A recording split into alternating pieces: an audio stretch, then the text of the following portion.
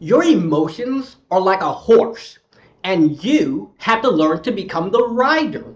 If you've ever watched horse racing, you have this giant, big, muscular animal being controlled by this pretty skinny person. Most of the time, they're pretty skinny. And somehow, they're able to tell this giant creature where to run, when to stop, how fast to run, how slow to run, when to take a break. How? Because the rider is the one in control. Just because the horse wants to kick and shout and scream and stampede and jump into the crowd, it doesn't. Because the rider says, it's okay to feel this way. It's okay to feel tired. It's okay to feel angry. It's okay to feel excited. It's okay to feel all your emotions. But just because we feel something doesn't mean we have to do that. I hope you guys are having a wonderful day. This is episode 9 of my podcast. And recently I created a new book. Links in the description. And in it, I have an entire chapter where I talk about emotional control. Not emotional elimination, emotional control.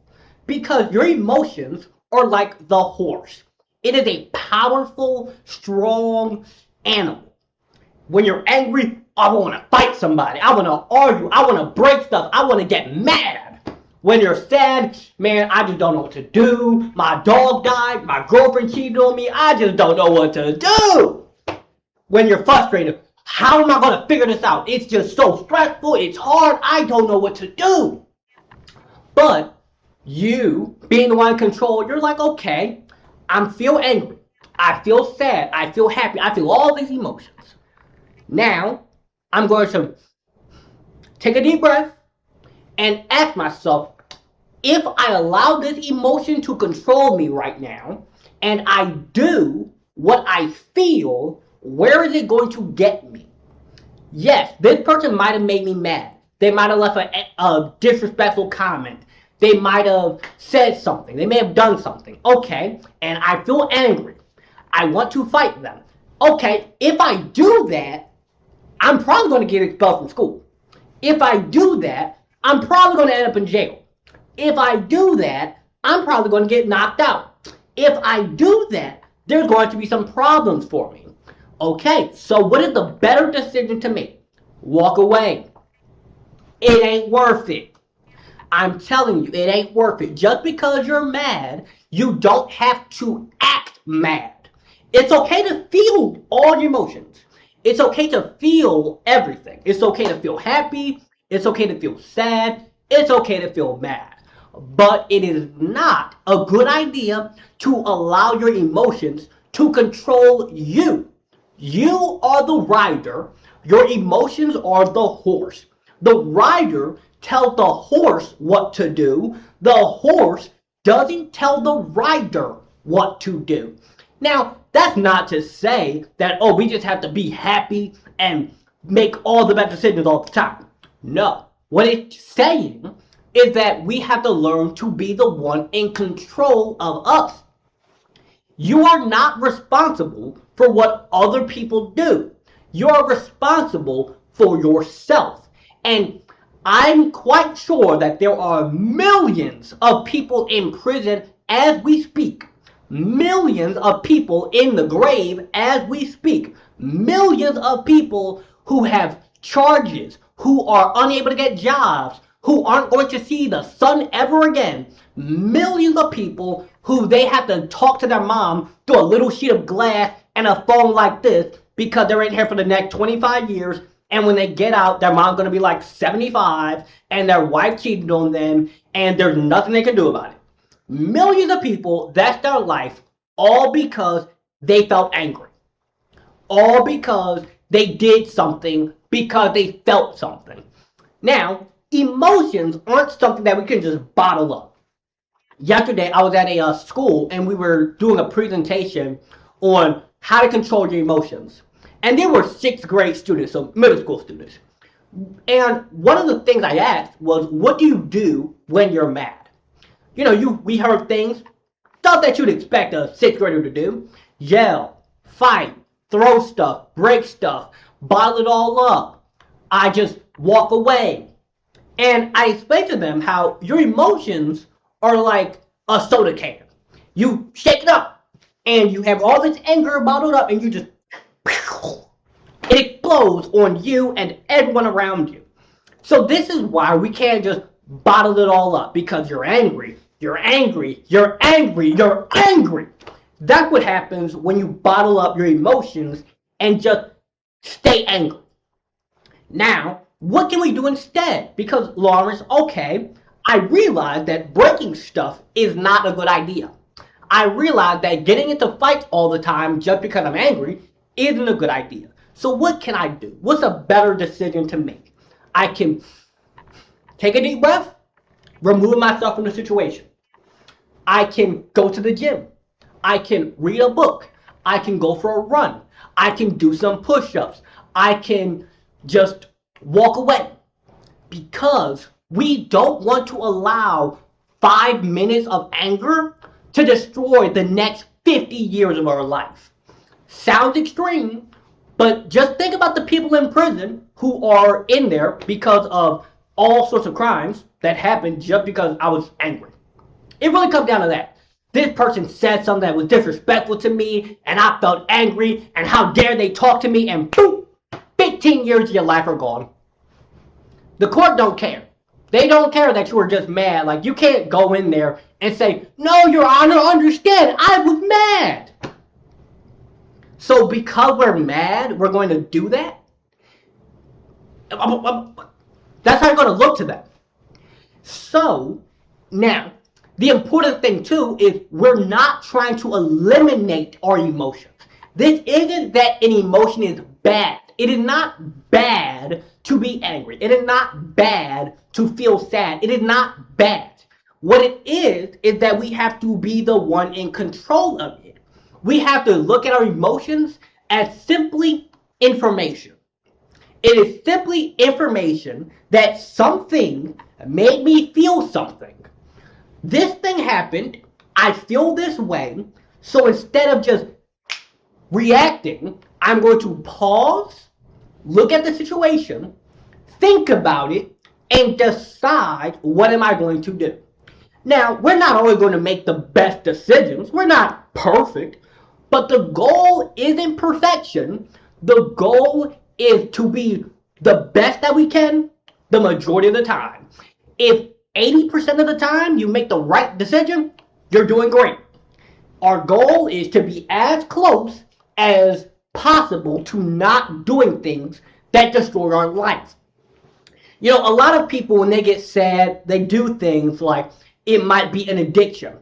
It might be gambling. It could be all these things. It could be fighting. It could be arguing. It could be binge watching Netflix, doom scrolling, 10 hours of video games. And deep down, what that person is trying to do is to get a feeling.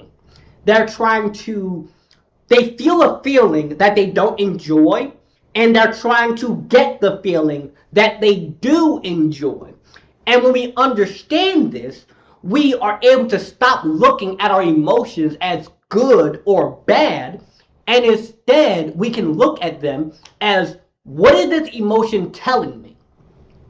I feel sad, I feel angry, I feel frustrated. What is this telling me? Maybe this is telling me I'm sad because I've been in the house all day, I haven't gone outside, I'm just boxed in all day. Okay, I should go take a walk. And then you take a walk and you feel better. Maybe I'm angry because when that person said that to me, it made me feel this thing. Okay, this is teaching me boundaries. It's teaching me I'm not okay with people making those kind of jokes about me. I'm not okay with people saying those things or doing those things. Our emotions are simply information. And it is up to us to look at the information and make the right decision. Now, the right decision in the moment, we might think it's one thing, but weeks or months or years later, we look back on it and we're like, man, I shouldn't have made that decision. So in those cases, you don't want to beat yourself up. You don't want to say, man, I made the wrong decision. I shouldn't have done that. I was so stupid. I was wrong, I was this, I was that. We don't want to beat ourselves up for this. What we want to do is we want to learn from it. Okay, I thought that was the right decision. It was not. So moving forward, when I encounter that situation, I'm going to make the decision that I now know that is a good decision to make. It's like a 5-year-old. A 5-year-old will do things that are obviously very dumb. Things like sticking a fork into a power outlet just because they want to figure out what's going to happen. And they get shocked and they're like, oh, bad decision. I shouldn't have done that. And moving forward, they stop doing it. The 5-year-old doesn't say, man, I was so stupid. I was so dumb. Why did I put a fork in a power outlet? No, they look at it and they're like, okay, that hurt. Don't do that again. And then they stop doing it. Now, as we get older, we start to be so hard on ourselves. And I don't even know why this is. Maybe it's expectations. Maybe it's what we could get conditioned into doing. But regardless, instead of treating your emotions as, I need to be perfect, I need to be happy, I should, you need to look at them as just feelings. Feel how you feel. It's okay to feel however you feel. But just because you feel something doesn't mean you have to do that thing. Just because you feel angry doesn't mean you fight people. Just because you feel sad doesn't mean that you binge watch 20 episodes of Netflix and eat 5 pounds of ice cream. At the end of the day, we just have to catch ourselves. We have to, okay, this happened. I feel this. Why? Okay, I know what happened. I know how I feel. I know why I feel that way. And what are my options? Yes, this person made me angry. This person said this thing to me. So they said this, which caused me to feel angry. And right now, I want to fight them. But I know that that's not a good idea. So instead, what should I do? I should leave. I should walk away. I should find a way to not escalate this situation. Because things can go south very, very quick. And the more we make decisions that get us to where we want to be, the more our emotions put us in motion to that direction. Let me break this down to you. So, let's say you want to start a business. Oh no, I'll use a better example. Let's say you want to get straight A's on your report card. That's your goal. That's where you want to be. You want to have straight A's. And you feel bored. You feel like, man, I'm studying and it's so boring. I don't like this feeling. And now, because you feel bored, you want to go play 5 hours of Minecraft or whatever game you like. So, I feel bored, I want to go play Minecraft, but I catch myself and I ask myself, okay, yes, I feel bored. I want to go do this thing because I feel bored. But if I do that, is that getting me closer to getting the grade that I want? Is that getting me closer to having straight A's?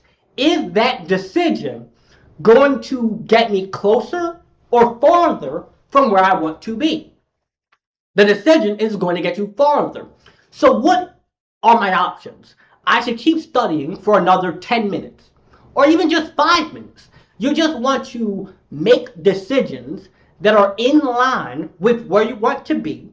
And by doing this, you build up the ability to control yourself even when you feel an emotion. Even when you feel angry, by not fighting people and not getting into arguments and by making decisions that are safe, that are healthy and responsible, you build up the ability to feel angry, to want to do something, but not do it. You build up the control. You build up the ability to have an emotion, but not do the emotion. Now, with that said, I hope you guys enjoyed this episode. Make sure you like, comment, share, and subscribe. You can also find my books and one-on-one coaching in the description. Lastly, if you happen to be a podcast host, school principal or run a youth organization and you're looking for speakers, you can contact me at Lawrence at lawrencecharris.com. Have a good one.